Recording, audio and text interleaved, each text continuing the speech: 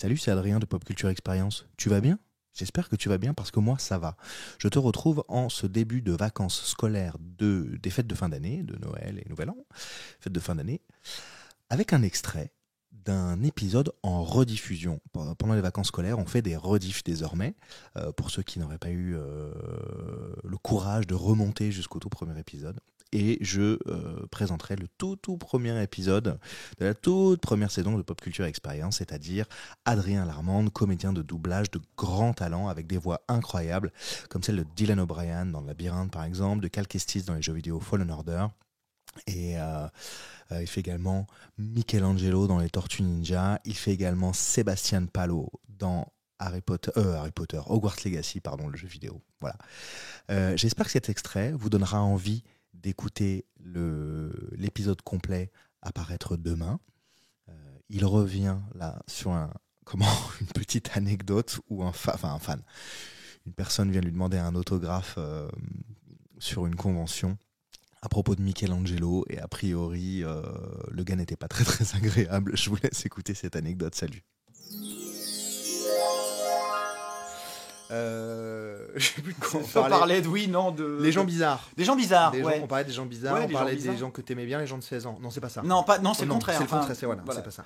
Non, mais les gens bizarres, ça m'est déjà arrivé, par exemple, une fois, je me rappelle, c'était à Paris Manga en 2015, et j'étais invité, et derrière, on a nos photos, et les photos des comédiens qu'on a doublés. J'avais pas encore fait quelques 6 ou quoi que ce soit. Et il y a un mec qui arrive et qui me dit bonjour, alors comme ça, vous avez doublé Michelangelo dans les Tortues Ninja? Je dis oui. Je tenais à vous dire que c'est la tortue la moins intéressante du film. Et là, je lui dis, c'est pas grave. Enfin, moi, c'est pas moi qui ai fait le film, c'est pas moi qui ai choisi de le doubler. Personnellement, j'étais très content de le faire parce que.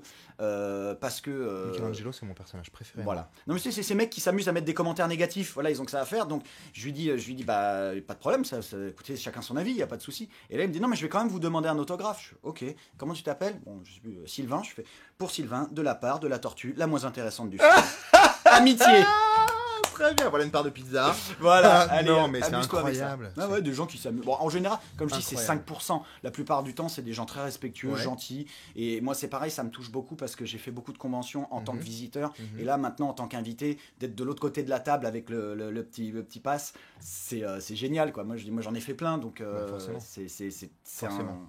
Voilà, moi je m'en fiche en tant que comédien, je m'en fiche d'aller sur les marches du tapis rouge à Cannes. Moi je vais être invité au Comic-Con, c'est ça mon festival de Cannes à moi. Ça c'est cool ça. Voilà. Ça c'est vraiment cool, C'est cool d'avoir partagé tout ça.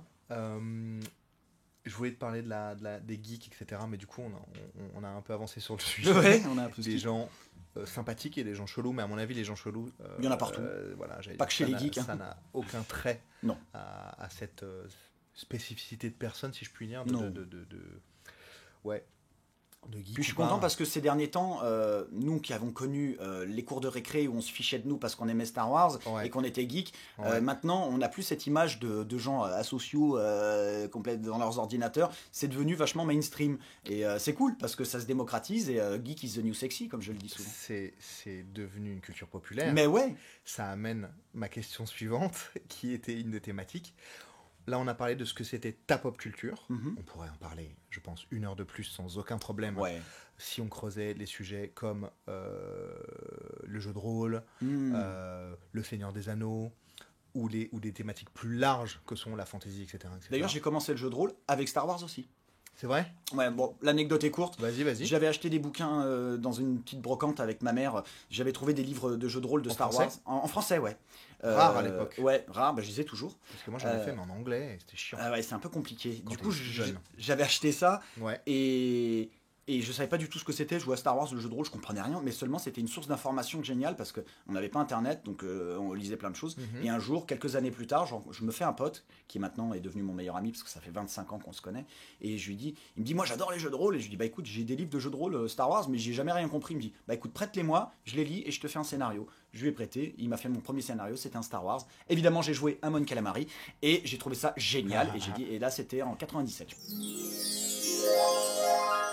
Mais ça va pas bien, les gens ça va pas du tout. Ces gens qui sont méchants comme ça. En plus, moi, Michelangelo, je l'adore, ce personnage.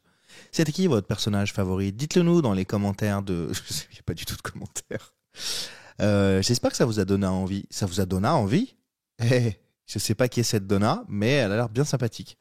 C'est peut-être parce que je suis en train de regarder Suits et que dedans, dans cette série, il y a un personnage qui s'appelle Donna. Personnage que j'adore d'ailleurs. J'espère que ça vous a donné envie d'écouter l'épisode complet demain. L'épisode avec Adrien Larmande, c'est un de mes must, un de mes top. Celui qui a j'avais fait un très moche comme son, mais peu importe.